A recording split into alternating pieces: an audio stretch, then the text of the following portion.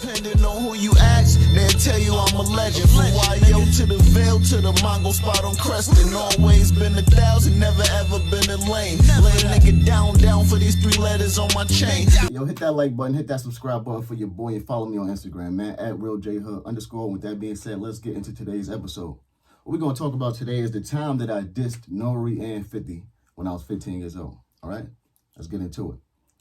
Now, a little after I moved to New York, I ended up connecting with a guy named J Arms. You know, a lot of you all probably know J Arms. He put out a lot of instrumental CDs that, you know, up-and-coming artists used to use to drop freestyles on and stuff like that. So he was popular within, you know, the tri-state or the East Coast area. Or, excuse me, I might even be selling them short, and that's not intentionally. But anyway, you know what I'm talking about, J Arms. All right, but I was with him. I recorded a demo with him. You know what I mean? I always say it was about 40 to 60 songs. You dig? And a lot of those songs got leaked out after we started D-Block. You feel what I'm saying? The demo was called Tales from the Hood. It wasn't the real Tales from the Hood, but the bootleggers, you know, named it Tales from the Hood when they got their hands on it. You feel what I'm saying? Just to make it seem like they had something exclusive and all that. You feel me? But anyway, it was on that demo that I dissed NORE, right? I had a song, if I'm not mistaken, because I haven't heard it in a long time, but I think the song was called Too Hard for the Streets or something like that. If that wasn't the song, it was definitely another song on the project, but I think it was that song. I threw a jab at him on there, and when I did it, you know, of course, I ain't know him or nothing like that, so I'm young. I'm seeing what other artists did at the time to get recognized, so I'm like, you know what? Let me throw a jab at NORE, and when I did it, me and Jay on was sitting in the studio. He laughing and all. He like, yo, you sure you want to do? I'm like, I mean, I don't know, but people gonna hit this and be like, oh, who is this little nigga talking about NORE? You know, so I'm like, so let's do it. End up doing it, and that was that, man. Actually, it's kind of funny.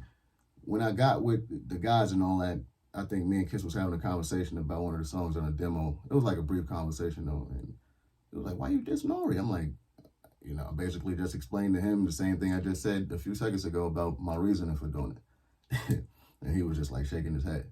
But no rainbow. But as far as 50 goes, like I was telling you guys in a episode before this one, it was a DJ by the name of DJ Kurt Flow. He was a neighborhood DJ over there, Whitney Young 354. He lived in building 358.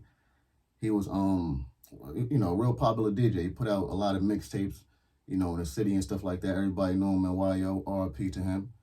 You know, he was the dude that let me come to his crib and, you know, record different freestyles and, you know, just vibe with all the other artists from the hood.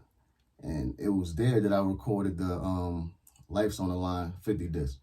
And the reason why I did that, because he had came out with that How to Rob song. So I'm like, listen, man, I see all the notoriety that this guy's receiving from that record.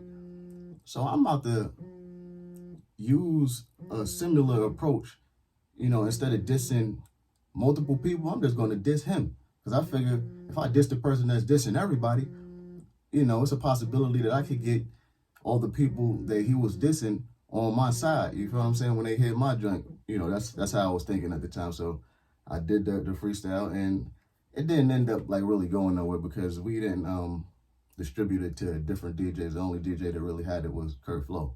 You feel me? So, but it was hard though. It's a fire. I'm not gonna hold you. Pause. All right. But anyway, look, man. I need you to drop a comment in the comment section below. Like this video. Subscribe if you're not subscribed already. You feel me? Follow me on Instagram at @RealJHood_. Look out for that new single with the kid Sari. And listen, man. If you really rock with me, go run up all my catalog right now, man. We're going to stop the narrative that Hood ain't got no music and all that. Hood got 10, 11 albums out right now and all that. So if you haven't went to go check them out because you might not think it's like what it was back then, man, you tripping with no luggage. Go run me up. Show your boy some love, man. Salute. I reminisce, yeah. We was outside on the curb with our niggas. Back when respect was morely earned but not given.